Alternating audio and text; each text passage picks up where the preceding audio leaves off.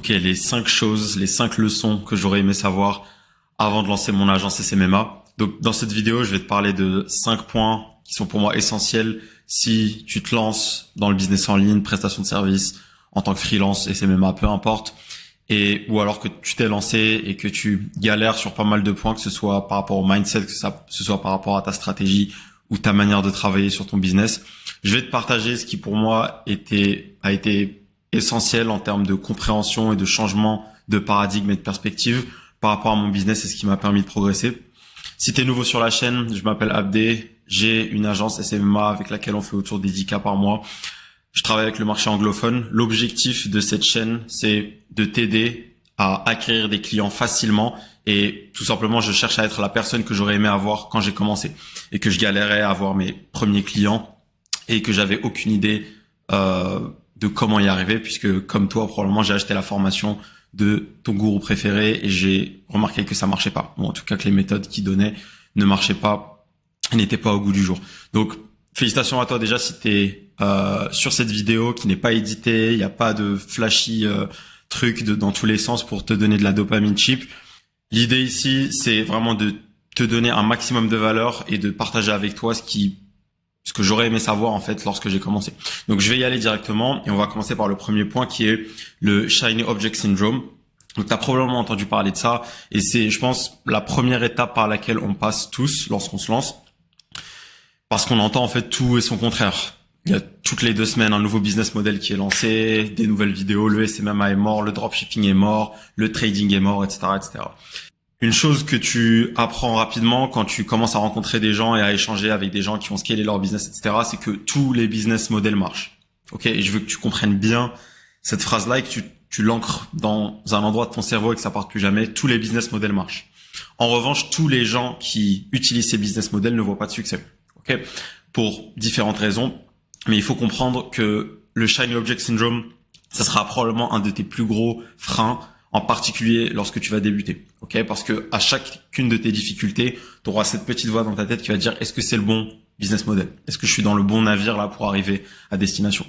Il faut comprendre que forcément, toi, tu as dû consommer du contenu, cliquer sur une pub, follow un influenceur X ou Y sur Instagram par exemple, et tu as été attiré par son lifestyle, par sa manière de parler, etc. Tu t'es identifié à lui et tu vas être beaucoup plus à même d'acheter par exemple sa formation.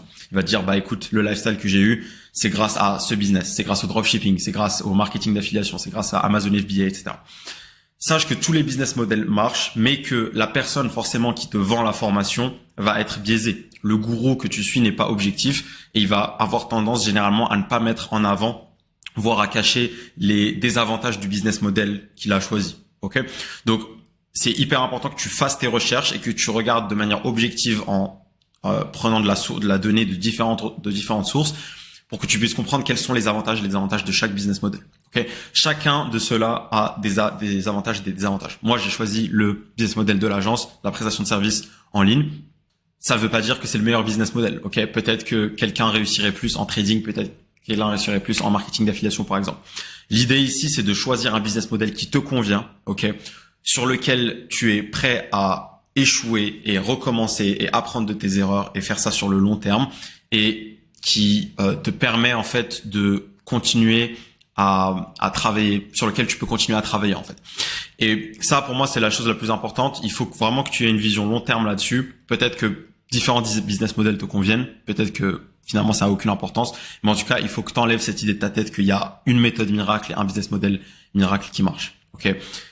Il y a Bronson qui est le mec qui a créé ClickFunnels, qui a littéralement créé un pistolet à patates, je crois, et il est monté à 6 chiffres avec ce business-là.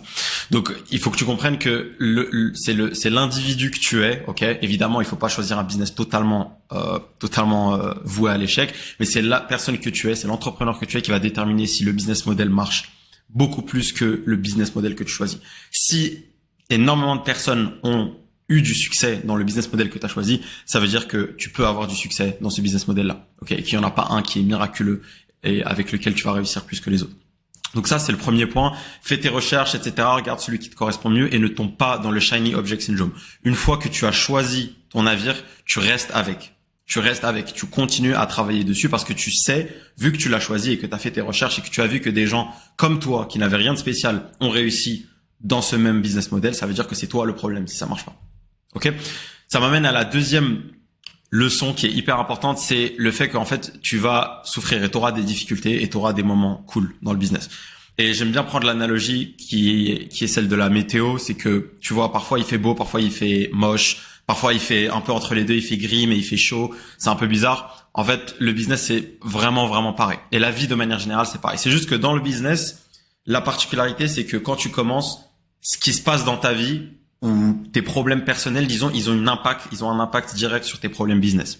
Donc il faut que tu aies conscience que tu auras des hauts et des bas, et c'est c'est un concept que j'ai mentionné dans une de mes vidéos précédentes, c'est que le progrès de manière générale, il est sinusoïdal localement, tu vois, il fait ça, il fait des sinusoïdes comme ça, si tu zoomes, et si tu dézoomes, en fait, tu vas voir que tu progresses, en fait. T'as eu un progrès. C'est juste que à l'échelle, par exemple, d'une journée ou d'une semaine, bah t'as eu des hauts et des bas comme ça. Mais si tu prends 6 mois ou 1 an, tu vas voir que t'es allé tout droit et t'as vraiment évolué dans le sens positif. Donc, il faut que t'aies absolument conscience de ça parce que ton mindset et la psychologie et la santé en fait psychologique que t'auras aura un impact direct sur tes résultats et la manière avec laquelle tu vas travailler. Donc, le fait d'accepter cette réalité va te permettre de mieux traverser ces périodes difficiles et te dire, ok, ça va pas pour X ou Y raison, que ce soit personnel ou par rapport au business, etc.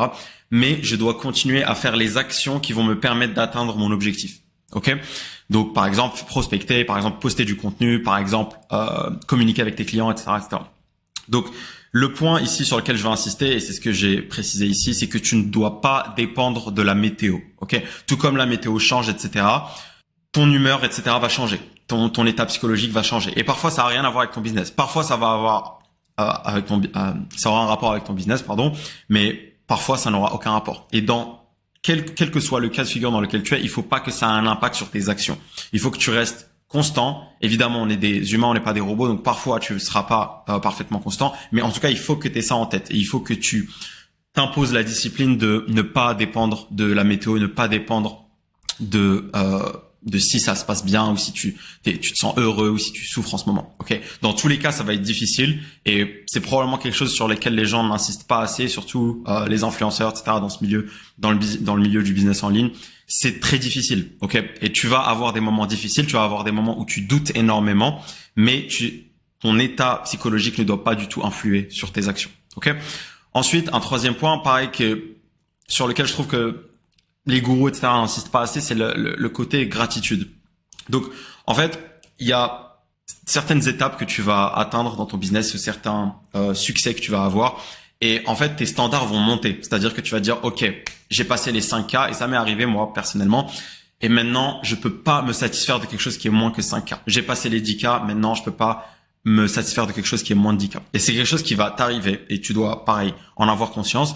Mais le point sur lequel je veux insister, c'est que tu apprennes dès le début, en fait, à cultiver une gratitude, un sens de la gratitude pour pouvoir surmonter ensuite les souffrances. Parce que beaucoup des souffrances viennent à cause de la réalité qui ne matche pas avec ce qu'on attend, avec les attentes. Ok? Donc c'est de là que vient la souffrance. Il y a un écart énorme entre nos attentes et la réalité. Et la gratitude, en fait, ça te permet de prendre un peu de recul et te dire, OK, là, actuellement, dans ma vie, j'ai énormément de choses qui vont bien. Je suis en bonne santé, ma famille va bien, mon business va bien. En réalité, il y a 2 ans, je faisais 0 et maintenant, je fais peut-être que 2-3K, mais c'est déjà 2-3K. Donc, c'est comme ça que tu dois apprendre à réfléchir. Et c'est un effort que ça demande parce que ça te demande, en fait, de sortir un peu de la bulle dans laquelle t'es, de toujours vouloir plus et de toujours vouloir progresser et de regarder les choses un peu plus objectivement. Et en réalité, c'est ce que je dis, ça doit pas te baisser dans tes ambitions. Ça doit juste te permettre de prendre du recul sur ta situation comparée à ce qu'elle aurait pu être ou alors ce qu'elle a été il y a de cela quelques semaines, par exemple, ou quelques mois. Ok. Dans le monde du business en ligne, le succès peut arriver très très vite. Et nos attentes changent de manière tout aussi rapide. Et c'est quelque chose, je pense, qui va beaucoup t'aider à à garder cette stabilité psychologique et ne pas, en fait, tomber dans une sorte de course, d'être toujours insatisfait et ne jamais se contenter de ce que tu as. Et quelque chose qui me rappelle à chaque fois de pratiquer la gratitude, c'est, je sais pas si ça t'arrive et tu vas peut-être, t'identifier à ça, c'est les cauchemars. Je sais pas si parfois tu fais un cauchemar et il se passe un truc par rapport à ta santé dans le cauchemar. Je sais pas, tu perds tes dents ou tu as un accident, tu perds un bras ou quelque chose du genre. Il t'arrive un truc vraiment, vraiment sévère. Et c'est un cauchemar et tu te réveilles et au moment où tu te réveilles, t'es encore transpirant et tu te regardes et tu te dis, attends, mon bras ou mes dents, elles sont là et tout. Et t'as une sorte de soulagement hyper puissant qui arrive d'un seul coup. Et à chaque fois pendant ces moments-là, je prends genre littéralement 15-20 minutes où juste je reste dans mon lit et je réalise ce qui vient de se passer et que c'était totalement fake parce que c'était un rêve. Et en fait, ça crée un énorme sentiment de gratitude chez moi. Et peut-être que c'est quelque chose, une méthode qui va marcher pour toi. En tout cas, c'est ce qui marche bien pour moi. C'est dans ces moments-là que je me rends compte que en fait, je pensais plus au business, je pensais à rien d'autre à ce moment-là. Je pensais juste à garder mes dents, je pensais juste à garder, je sais pas, mes bras, mes membres, etc. que j'avais perdu pendant le cauchemar où il s'était passé quelque chose dont je me rappelle probablement plus 5 minutes plus tard. Et ça, c'est des moments pour moi, peut-être que toi t'en as d'autres, qui te rappellent que, en fait, dans la vie, tu peux avoir des problèmes qui sont vraiment, vraiment beaucoup plus fondamentaux que ça et beaucoup plus graves que ne pas scaler, ne pas closer, etc. Et ça peut paraître un peu cliché de dire oui, il y a plus grave, etc. Mais en réalité, l'objectif derrière ça, c'est que ça te donne une certaine quiétude et une certaine paix intérieure, toi en tant qu'entrepreneur, parce que tu vas au quotidien être beaucoup plus serein en fait. Tu vas dire ok, bon, il se passe des trucs négatifs, c'est pas grave, je les accepte. CF, la leçon d'avant, la diapo d'avant. Et je sais très bien que je suis dans une situation quand même privilégiée parce que j'ai mon business, j'ai mon machin, ou alors si tu viens de commencer, j'ai mes parents, j'ai mes études, j'ai mon diplôme, tout va bien. Ok. Donc ça, c'est un point hyper, hyper important. Et ça m'amène à un autre point, c'est que, en fait, de manière générale, pour essayer de donner un sens à ta souffrance ou aux difficultés que tu vas traverser dans ton business, c'est vraiment de voir les choses objectivement. Et c'est un sujet dont je ne cesse de parler dans la chaîne, c'est qu'il faut que tu aies une approche data-driven, c'est-à-dire que tu n'agis que sur les données, que sur les metrics. Tu n'agis pas émotionnellement, tu agis sur ce que les chiffres te donnent. Et ce point-là est absolument essentiel parce que le fait d'avoir une trajectoire, donc un objectif très clair, ok, et le fait d'avoir des métriques pour quantifier ça et mesurer si oui ou non tu es en train d'atteindre ces objectifs et si oui ou non tu es sur la bonne trajectoire, ça va t'aider en fait à combattre toute la négativité émotionnelle que tu as, ok. Donc quand quelque chose se passe mal, tu auras les metrics pour si tu veux, te garder les pieds sur terre, te dire, OK, voilà ce qui se passe objectivement dans ton business. Pas parce que t'étais mal hier ou pas parce que t'as une sorte de mini dépression aujourd'hui ou que sais-je, parce que les chiffres te l'ont dit. OK? Et ça te permet en fait d'être beaucoup plus, de rendre les difficultés beaucoup plus supportables et de les voir d'un œil beaucoup plus objectif. OK? Et en réalité, ça t'aide aussi à être plus productif parce que tu auras une meilleure capacité à identifier les contraintes dans ton business et voir exactement là où ça va pas. OK? Et te détacher quelque part de tes émotions parce qu'en fait, tu vas lier ce qui se passe dans le business à des chiffres et non pas à toi, ta personne, ton incapacité à réussir ou autre. OK? Et ça, c'est des doutes qui peuvent vraiment, vraiment te gangréner pendant ton aventure entrepreneuriale. C'est que tu vas avoir des réactions assez immédiates et assez irrationnelles par rapport à certains événements qui arrivent dans ton business. Et ça, c'est une méthode pour, si tu veux, te détacher de ça parce que ça peut littéralement te mener à l'échec. Ok, il faut te détacher des émotions, regarder la trajectoire que tu t'es fixée, quantifier tout ça et lorsque tu as des difficultés, tu te diras ok, j'ai des difficultés, qu'elles soient psychologiques ou qu'elles soient liées au business, pardon. Mais je sais où je vais, ok, et je sais mesurer le progrès que je fais, et je vais pas laisser mes émotions influer sur mon business. N'oublie pas que particulièrement au début, et c'est quelque chose dont je parle beaucoup sur la chaîne, tu es le business, ok. Si le business va mal, tu es l'unique responsable et tu es la personne qui va avoir un impact direct sur le business. Donc, aie conscience de ça. Ensuite, et c'est le dernier point que je vais adresser, c'est l'importance de l'entourage et plus particulièrement d'avoir un mentor. Donc, un des meilleurs conseils que je peux te donner et probablement moi le meilleur investissement que j'ai jamais pu faire, c'est d'avoir un mentor ou de m'entourer par un mentor. Donc ce que j'appelle un mentor, c'est littéralement quelqu'un qui a fait ce que tu voulais faire. OK? Quelqu'un qui a atteint un objectif que tu voulais atteindre et qui a ne serait-ce que une ou deux ou trois étapes devant toi et qui peut littéralement te dire voilà comment faire ou voilà comment j'ai pu faire. Évidemment, cette personne ne va pas faire la chose à ta place. OK? Mais c'est un gain de temps et de comment dire, En fait, tu t'évites de faire énormément d'erreurs inutiles, même si tu vas faire des erreurs, mentor ou pas, et tu t'évites en fait énormément de tests qui sont inutiles. D'accord? Et pour donner un peu plus de détails, par exemple, par rapport à la prospection, le fait d'avoir un mentor qui t'explique comment créer une offre, qui t'explique comment crafter ton message, un message qui marche bien, qui résonne, qui t'explique les offres, par exemple, qui marchent bien en ce moment avec ta niche, ton marché, qui t'explique comment te comporter pendant un appel de vente, comment closer, comment adresser certaines objections, etc. C'est une richesse absolument incroyable. Et ce qu'il faut comprendre, c'est que cette personne, en fait, lorsqu'elle te mentore, et moi, c'était vraiment quelque chose que j'avais pas réalisé au début, c'est qu'elle te donne des années et elle condense, si tu veux, toute l'expérience qu'elle a eue sur du très long terme et sur des milliers d'heures d'appels de vente, par exemple, de prospection, etc. Elle les condense en quelque chose de très compact et très simple pour toi à digérer, intellectuellement parlant. Et en fait, quand tu vois les choses comme ça, tu te rends compte que c'est quelque chose d'inestimable en réalité. Donc ça, c'est un conseil que je te donne. Évidemment aussi t'entourer de bonnes personnes, c'est-à-dire avoir des gens qui sont dans le même délire que toi, ok. Typiquement dans une communauté avec des gens qui sont sur le même niveau, sur la même longueur d'onde que toi, qui ont aussi des projets similaires. Et après, le niveau d'après, évidemment, c'est d'avoir des mentorés, ok, donc des gens que t'aides et qui vont eux aussi t'apporter énormément de valeur parce qu'ils vont te donner un feedback sur la manière avec laquelle ils reçoivent tes enseignements et ton aide, et ils pourront te donner une nouvelle perspective avec laquelle tu pourras voir les choses. Donc ces relations, et en particulier le mentor, vraiment, c'est le meilleur, pour moi, le meilleur investissement que tu puisses faire pour ton succès. Parce que cette personne va littéralement te transmettre tout le savoir qu'il a accumulé, comme je l'ai dit, de manière condensée. Et toi, tu vas le garder, en fait. C'est ça la puissance du truc, c'est que toi, tu vas le garder. Sa connaissance, en fait, elle n'a pas été divisée quand il te l'a partagé.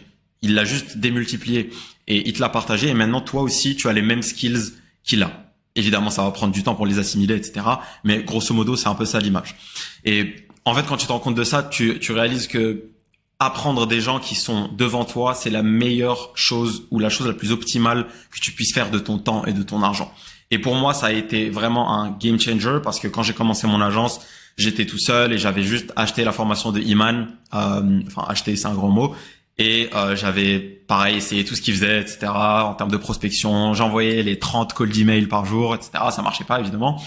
Et à partir du moment où j'ai pris un mentor et j'ai réalisé, en fait, que ce qu'il fallait faire, c'était totalement différent de ce qui était enseigné dans la formation et que la réalité du terrain, surtout de quelqu'un qui a accompli ce que je voulais accomplir, elle est totalement différente de la théorie, de ce que tu vas aller voir, de ce que tu vas trouver sur la formation. Et c'est ça, en fait, la valeur énorme que j'ai trouvée chez un mentor. C'est vraiment quelqu'un qui va te montrer step by step et qui va t'accompagner parce que il était à ta place il y a 1 an ou il y a 2 ans. Ok. Donc, voilà pour les leçons que j'aurais vraiment aimé savoir avant de commencer. J'espère que ça t'a été utile. N'hésite pas à me dire dans les commentaires si t'aimerais d'autres sujets sur la même thématique. Et en attendant, je te dis à la prochaine.